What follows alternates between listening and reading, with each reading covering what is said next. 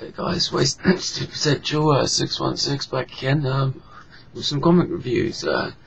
Comic books can American comic books can finally get to the United Kingdom because all that volcano ash is dispersed. So hurrah and huzzah!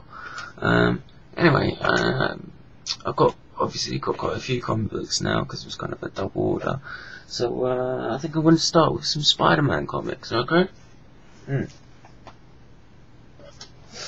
Right, now.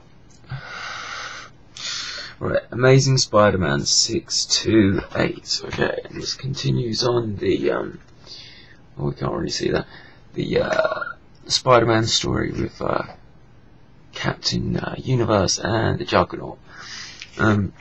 It's written by Roger Stern and illustrated by Lee Weeks.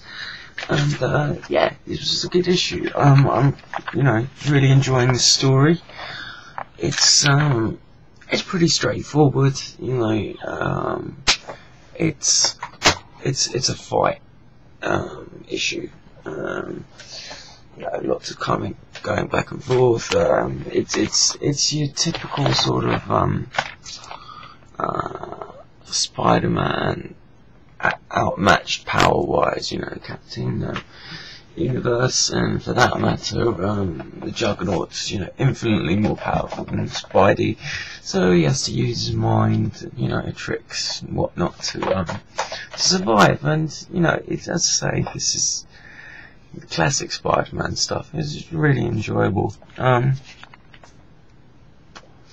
not a great deal to this comic book. It's very straightforward, but a lot of fun. And it's just, as I say, it's a fight book. It's a continuation of the fight. Captain Universe, or the guy that's hosting Captain Universe, he sort of wants revenge on Juggernaut for sort of screwing up his life. And sort of the Uniforce, which sort of powers Captain Universe, yeah, it's complicated, wants him to fix this sort of tectonic plates, which is causing earthquakes, and he chooses not to, and in an effort to just to get Juggernaut. Now, I've just realised I've kind of breached the gap. I've actually started talking about this issue here, but that's okay because I'm reviewing them all in one go. But anyway, let's get back to this issue. Yeah, it's just basically a big fight. Spider-Man gets wrapped up by Captain Universe, and Juggernaut frees him. And sort of the one downside about this is Juggernaut's a bit out of character, so he turned quite villainous recently. But maybe the influence of Spider-Man's turning him to the good side a little bit, which is basically probably leading up to Juggernaut being in the Thunderbolts, which is all about villains trying to be heroes. Well, that's what the new Thunderbolts is going to be like. Anyway, back to this issue. Yeah, so basically the main story I've explained. There's a nice little backup here, and it's Mark Waid and Tom Pierre, and it's just a short little story with Peter Parker. He's trying to have a job interview over the phone, and he's fighting the Absorbing Man, and he manages, once again, Spider-Man fighting a villain who's much more powerful than him, but even using his brain to sort it out. And it's just a nice short story. I really enjoyed it. It's a nice mixture of sort of Peter Parker trying to survive in his hard luck hero kind of way, and fighting a villain at the same time. What Spider-Man's all about. Really nice short story. And also the artwork done by, I forget his name, Todd Nauk, I think that's how it's pronounced.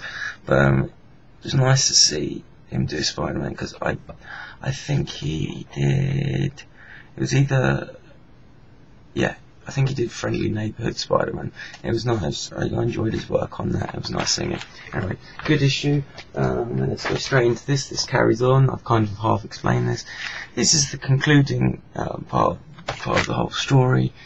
Explains everything. why this guy's after Juggernaut, and the Juggernaut redeems himself in this, and just everything wrapped up really nicely in this. Juggernaut ends up saving the day. The guy who had the Captain Universe powers learns a life lesson, you know, and yeah, it was good. It was enjoyable. Very kind of straightforward story, maybe a little bit cliche here and there, but ultimately fun. I enjoyed it.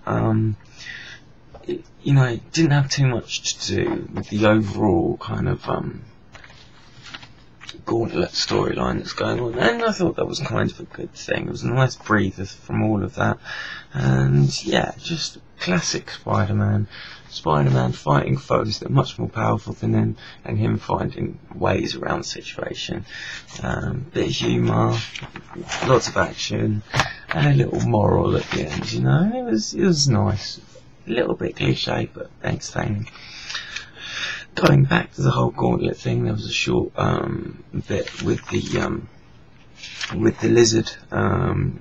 Dr. Connors sort of being tempted, wanting to become the lizard again, and all it is basically is just to build up to the next issue, you know, which is okay. And it had Chris Bichello doing art, which is always fun, but it's just a little snippet, more of a preview for the next issue. But yeah, this whole story arc was a lot of fun. I really enjoyed it. Amazing Spider-Man. You know, I say this time and time again, it's been really good lately. You know, it's been a real must-buy for me anyway.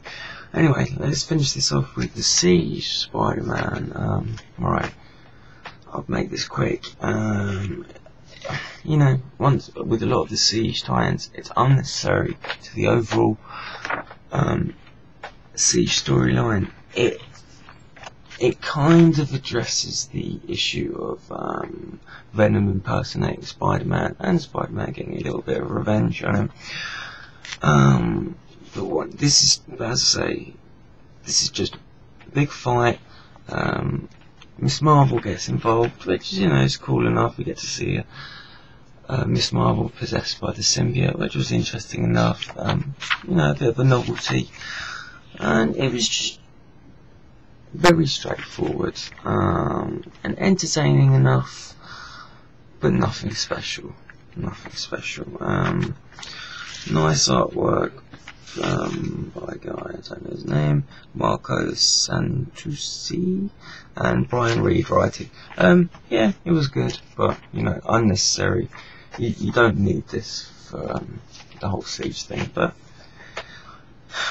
as a Spider-Man fan, you might want to pick it up. But while it does try to deal with this whole, you know, the Venom impersonating Spider-Man, it doesn't feel like it actually concludes that issue properly, you know. But okay, average issue. Anyway, I'll leave it at that. That was my Spider-Man video for the moment, and I'll be back soon with more vids. See you later. Bye.